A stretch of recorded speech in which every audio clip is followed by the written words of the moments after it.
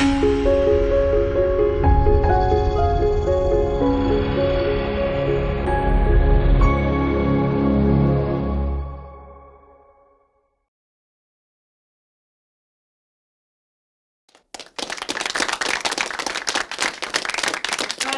everybody.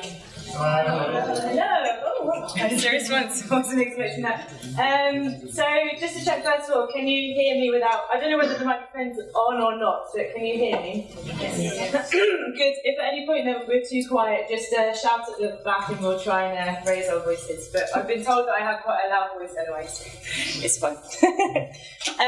Thanks very much for coming along. It's lovely to see so many faces here, and I hope you've been enjoying our ITEFL so far. So this is the Teacher of Tomorrow, Professional Development through Informal Learning. So now's the time to leave if you're in the wrong talk. And just very quickly, I'm going to introduce myself and Patrick. So we work for Macmillan Education. We work in the Teacher Professional Development Department, and mostly me and Patrick work on One Stop English in the editorial team. So I'm the commissioning editor, Patrick's the development editor, and I just put the little teachers at the heart. This was a big thing last year for Macmillan, and one of the reasons why we're doing this talk is because for us the teachers are at the heart of everything that we do, basically. So, first question, what is informal learning? Is it, you in your teacher's room putting your feet up, wearing a Hawaiian shirt, or is it maybe being dropped in the middle of something that you've never done before, something a little bit scary? You can see that's me actually doing a little bit of whitewater rafting, which is really not normally my kind of thing. So is it something like that? Well, to understand what informal learning is, I think you have to look at it as sisters. So formal and non-formal, there are three of them.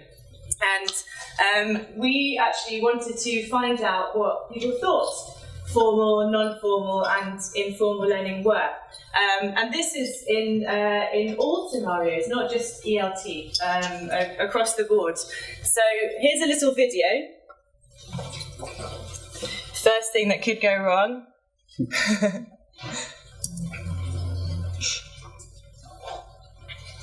I have absolutely no idea. I don't really know.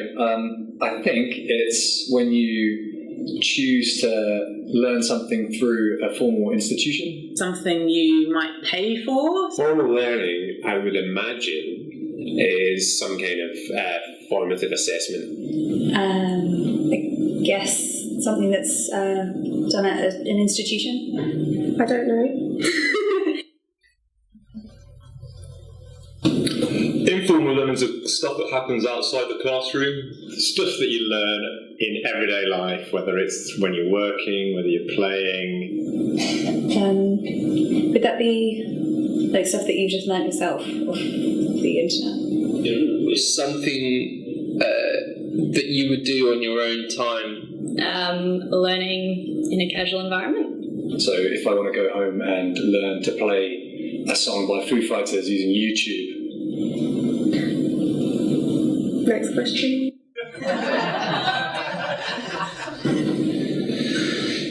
Non-formal learning, I have no idea. I'm not sure really. Sorry. I don't know. I think I would have thought that was the same as informal learning. I have no idea. Okay, so those were our colleagues answering the question about formal, informal, and non-formal. As you can see, there's a bit of confusion and a few different definitions. So we've got a couple of workshop tasks today. Our first task, we want you to work with someone sitting next to you or the people around you, and we want you to answer its questions. What do you think formal learning, informal learning, and non-formal learning is? So we'll give you just 1 minute to discuss with the person next to you.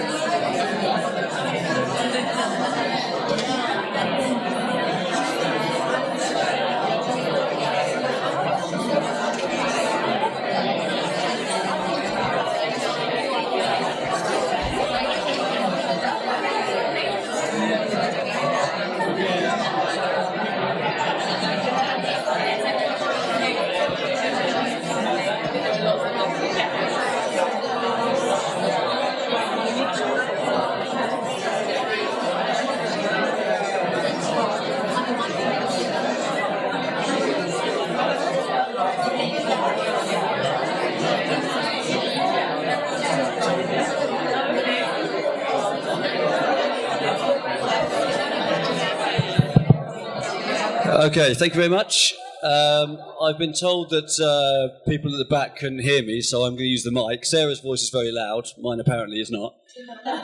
So just to get we're going to get one for each. So if anyone wants to put their hand up, formal learning is. Who could complete that sentence? Any volunteers? Yes, over here. We thought it was quite structured, and you told probably what to do and when to do it, perhaps. And then it usually results in a certificate or in some kind of acquiring a degree or qualification. Fantastic. Did everyone hear that? It's structured, resulting in a qualification, certificate. Yep, absolutely. What about informal? Not curriculum-based, not controlled, in real life. Yep, not curriculum. Social instruction maybe. Okay, fantastic. And finally, the most difficult one, non-formal learning. I think it's learning in the classroom, but when the students don't know what they're learning. Okay, interesting. Okay, so this we got. Okay, so we got a flavour of what you think. So I'm gonna go pass you back to Sarah to tell you what we think. Oh, sorry, we got one more over here. Is it something that doesn't happen in a formal institution, but say at the work level? Oh. Okay, we're getting warmer. Okay. Yeah, I'm just going to go home. That's it. Thank you very much. We've got the answers, it's okay. Brilliant. Okay, so you've told us what you think. We've had a little video about what our colleagues thought. And just to say, this was all quite new for us as well. We did a lot of research. We asked a lot of people. We sent out a survey. So it's really interesting to hear what you guys think as well. So what do we think formal, non-formal and informal are? Well, actually, it's a lot of what we've heard in the audience. We thought the easiest way to distinguish between them is to ask the question, where or who did the learning objective come from? And remember, this is for the teacher as opposed to the learner. And is there a syllabus or a structure? But then just to sort of maybe make that clarification even a bit clearer, how flexible is it? Because lots of things can have syllabus, but sometimes it's flexible and sometimes it's not. And so, for example, if you're a surgeon, you've got to get a formal qualification. You've got to get a degree. Let's hope this never happens to you, but if you were going to go into surgery and you had this guy looming over you and he said, oh, I did this amazing move on surgery last week, you might not be feeling too confident about it. I don't think. Then non-formal, exactly what this lady said actually. We think the learning objective might come from your workplace, so it might be something that really helps you in your career. But in many, let's say, commercial companies, well, they're going to want to make more money, or they want to get a higher social media interaction, and so they're going to give you objectives, and we think that's where non-formal can often come into play. So, for example, they might send you to a conference. Obviously they have done. Maybe some of you have come on your own terms, but a lot of you are here for non-formal purposes. You could be working as a clown, and you could go to the World Clown Association conference. I mean, that, in a way, is non-formal. I'm so sorry if any of you have a fear of clowns. I'll move on to the next one. And this is really the most important for us. This is informal learning. So, you might love cooking, but you might not be very good at it, and you learn from your mistakes. And the learning objective comes from you, and that's why we love informal learning, because as a teacher, we know you're all very strong on knowing what your strengths and your weaknesses are, and what kind of goals you might have. It can be incidental, or it can be something that you're very much interested in and you want to learn more about. So it can be intentional. So informal learning has lots of different guises. And just to sort of put things in a bit more perspective, because I've given a lot of sort of non-education, non-ELT examples. Sorry, I forgot about that bit. You decide on your informal learning. Let's look at Patrick. So we've got Patrick over here. We've got some of his likes and dislikes. Fairly average guy, I'd say, in a nice way. Deeply average. Oh God, what have I done? So Patrick in education. Well, Patrick, before he started working at Macmillan, he did Adulterer, very straightforward. We think that that's formal. It's certified, which I think we heard as well in the audience. Patrick at work. Unfortunately for Patrick, I'm Patrick's boss, so sometimes I give Patrick loads of stuff to do in a very short space of time, and he has objectives from me, and they're kind of for the company and they're kind of for him. So he's often a little bit angry about that, a little bit confused.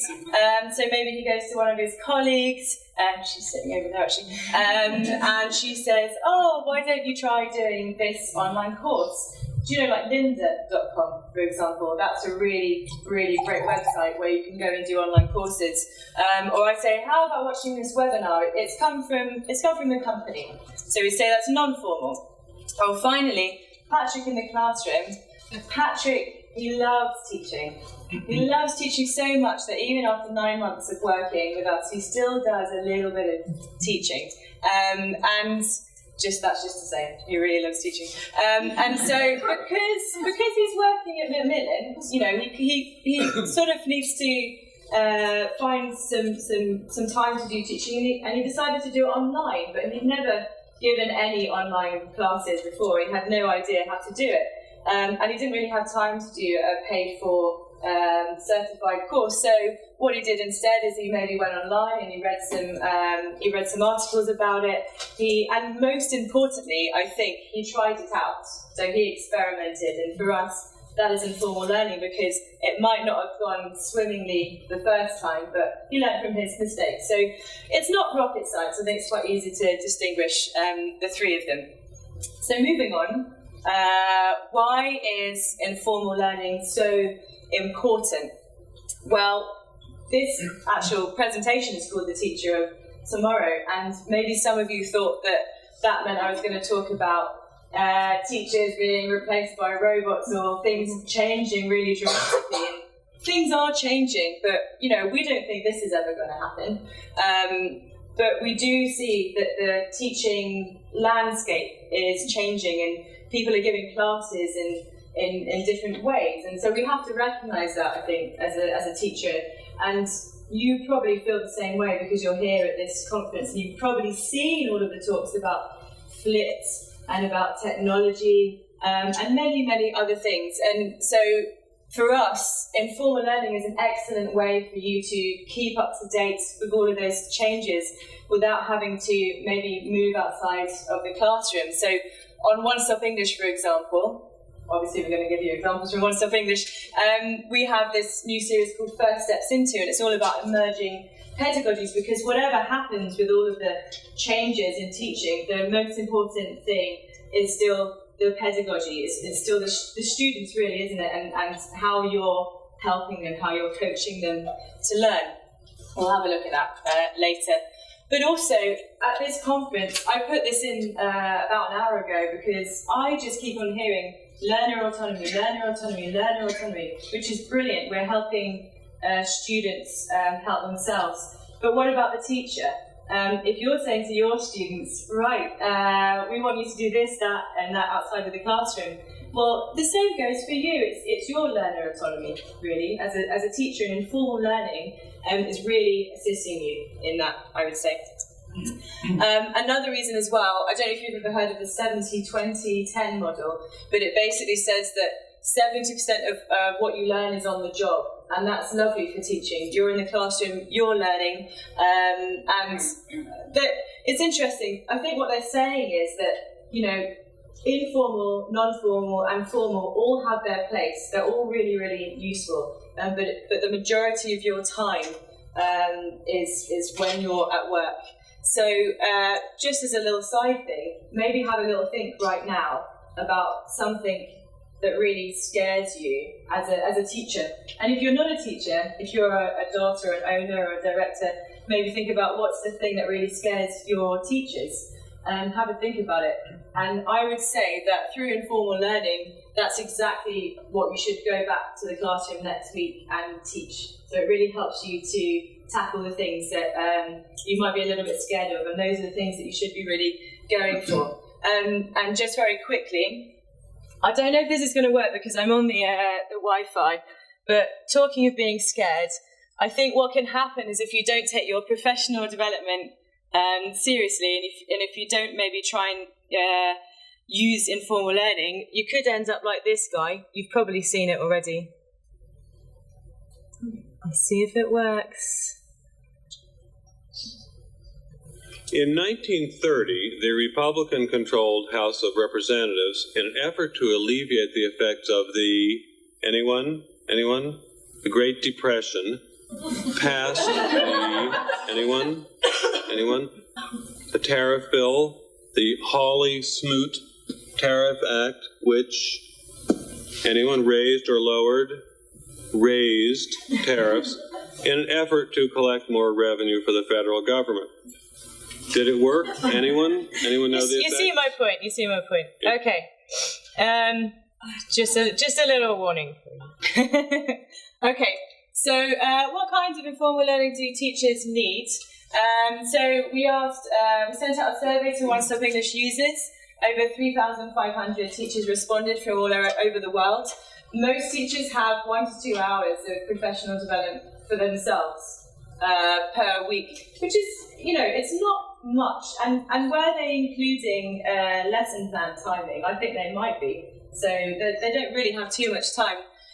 Unsurprisingly, they like to learn in a variety of ways, just like our students, or you like to learn, in a variety of ways, just like your students. And by far, the teachers were asking that their professional development was online, using video, using webinar, and about technology. And the biggest thing that came out was that they wanted practical ideas for the classroom.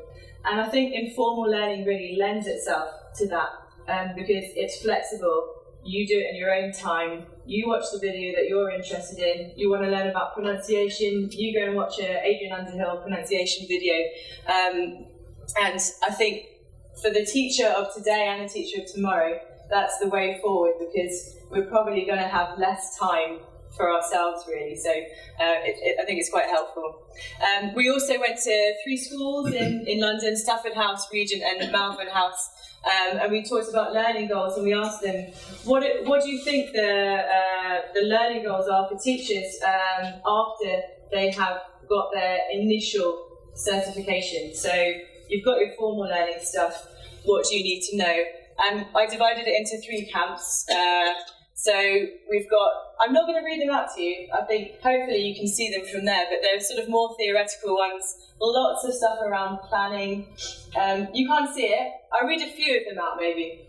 So we've got language awareness, PRON, new approaches, obviously, sociolinguistics, around planning, dealing with new groups, which is a really big problem, I think, for teaching, because you could be teaching business one day, engineering the next, and then you could be teaching young learners, so that's quite a big thing.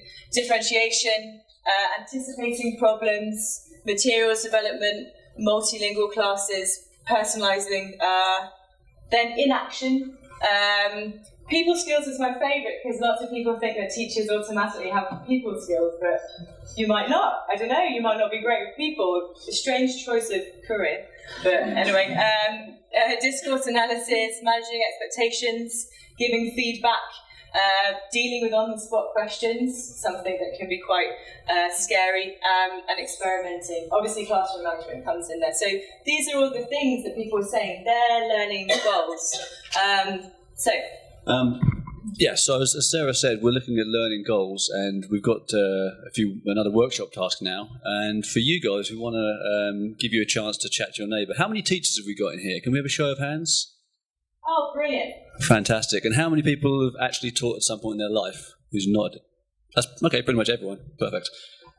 So what we want you to do is talk to the person next to you again and identify your learning goals. So Sarah gave you some examples from our observations, which came up, and they might you might have the same ones, but you might have different ones. So just for another minute with the person next to you, what are your top 3 learning goals within your teaching at the moment?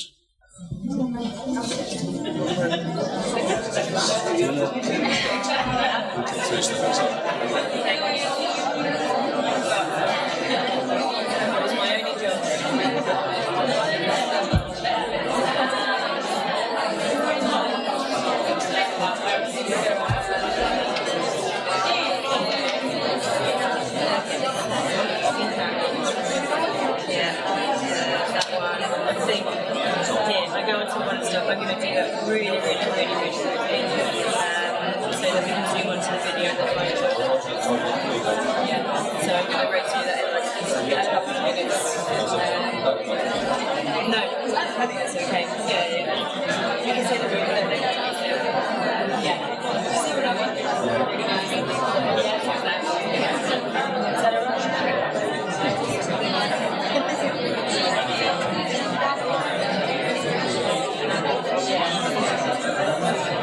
Okay, perfect. That's great. If I could stop you there. I'm not going to ask you to tell me your goals now, when everyone's ready. I'm not going to ask you to tell me your goals now, because we're going to come back to them in a minute. I'm just going to pass you back to Sarah. Save the learning goals in your head. Yep. We are going to come back to it. So where can you find informal learning content? Well, One Stop English. One Stop English and actually McMillan English too. So on One Stop English, I mentioned the first steps into emerging pedagogies. So that's written by Daniel Barber, articles, flipped learning, digital literacy, blended learning, all those sorts of things.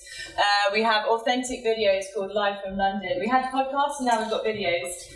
For your informal learning, underneath we've got a list of different activities that you can do with the videos and things that you could comment as well. You could comment and tell us how they went, what you did. Pronunciation skills with Adrian Underhill. He's got these amazing short videos, and he's kindly written us some brilliant articles around teaching Pron, and tech tasks for the class. Tom Walton, brilliant author, he's talking tomorrow, and it's about using technology for student production. So the emphasis is on what the student produces with technology. So just to show you where they are, because you can go on this website, you can see that you've got the row categories at the top, and under methodology, tech tasks for the class, tech tools for teachers, first steps into. These are all great pieces of informal learning content that you can read up on. Skills, we've got pronunciation with Adrian Underhill, and just to log out for a second, you've got a free 30-day trial, because there's free content on there and there's subscription content on there. So you've got 30 days where you can have a look at all of the content. Maybe some of you use One Stop already anyway, so you might know this. Going back here. We also have a scholarship. Michelle, who's in the audience today, gave an amazing talk yesterday. Lots of people couldn't get in because it was so packed out, about the criteria for using technology. So what is, are you using it for the right reasons? She won the scholarship. There's a lesson share. You can enter your favourite lesson plan and we'll edit it and we'll publish it. So that also forms part of your informal learning. McMinn English, we have constant webinars, we have an online conference, and we also have lesson ideas on there as well. So there's plenty of material for you to use.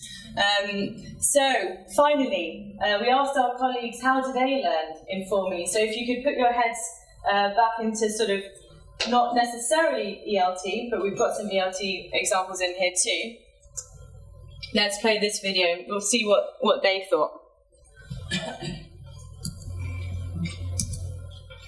I hope you can hear the video.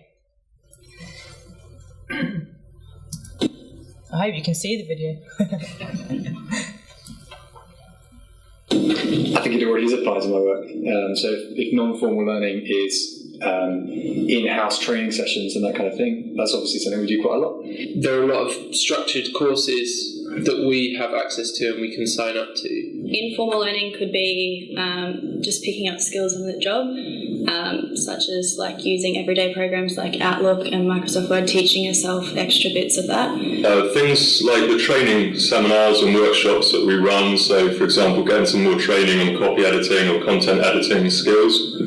I think I'm learning a lot from my peers all the time, so everyone in my office has different skills. Newsletters or a whole series of lunch and learns that we did last year, through meetings where you're giving information and updating people, all that I think is part of the non-formal processes.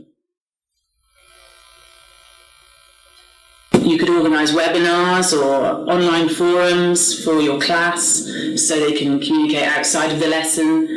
You can incorporate that into the lesson as well. Maybe outings where they're practicing their English and getting some training at the same time. Peer correction or peer review. Perhaps have teachers observing each other, sharing ideas. Non-formal learning as a teacher comes from things like this IATEFL conference, right? So there's great opportunities here to learn from so many people, all these different presentations and workshops. It's a really, really rich source of information for people to get that non-formal learning experience. Just to clarify, I was asking the questions there and I didn't feed him that answer. Absolute promise. So yeah, our colleagues were looking at how they can apply informal learning to their work and also to ELT, and we gave you the learning goals before. We want you to think back to the learning goals, and now the goals, we want you to think about how you can apply informal learning to them, and also to look at a next step, and then also further consolidation. So for example, if you want to become more confident teaching PRON, your informal solution might be to watch a video seminar. A next step could be to share that knowledge with your colleagues at training sessions. And finally, you could ask those colleagues to trial them in class and then share their findings with you and your colleagues. So our last workshop exercise is to get you to share your learning goals with your neighbour. And my colleagues are going to hand out some worksheets very quickly.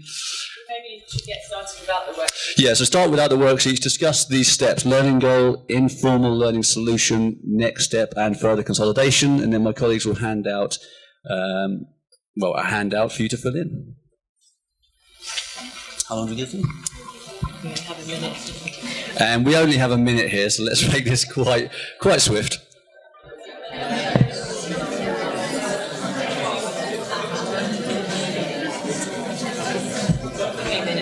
So you could have feedback. Yeah. A little bit of feedback and then a conclusion.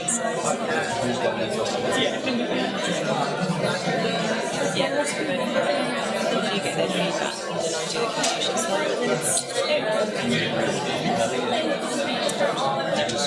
Yeah, it's fine.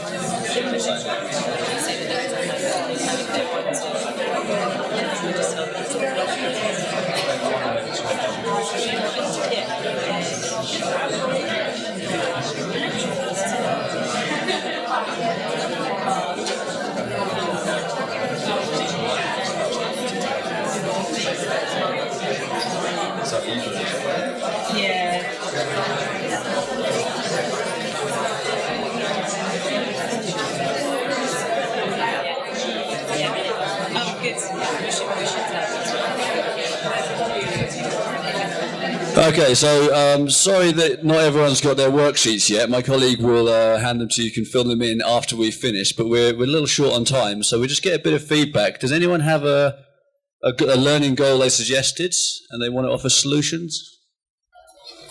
Any brave volunteers? Okay, yep. Thanks. Well, I can share probably. My learning goal was I wanted to learn how to just enter a classroom, start talking to my students and build a lesson around what they're saying. So like no preparation. So I started off by reading a book. I started off by reading Teaching Unplugged. And then I experimented with some of the techniques in my lessons because I had to do a lot of covers. And then after that, I gave a professional development session for my teachers where I asked them to experiment with similar techniques and share their impressions and findings. Yeah, thank you. That's brilliant. Thanks very much. So that's what we want you to do to take away. You can look at an informal solution rather than a formal solution, and then you can follow up as well and consolidate. So I'm going to hand back to Sarah. Be everything at once. That's the nice thing as well about informal. It can be bit by bit, little by little.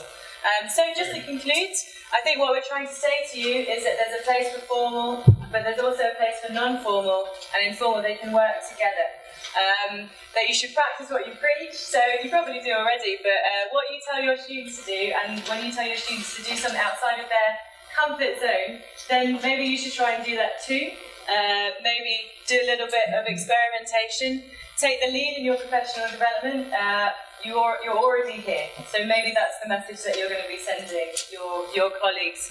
And just to take advantage, because there's an awful lot of content out there, start with One Stop English, I'm McMinn English, and try the free trial. So we've got a Padlet if you want to have a look at our slides, or you can use that URL there. And if you'd like to contact us, we'd be very happy to hear from you about the informal learning that you do, what you think about informal learning. If you're feeling very techy and you do fill in your form, you could take a photo of it and you could upload it to Padlet. Padlet is just an online area where you can see pieces of content, so slides. We put some useful links up there for you as well, links to some of the content on One Stop English as well. So that's it. Thank you.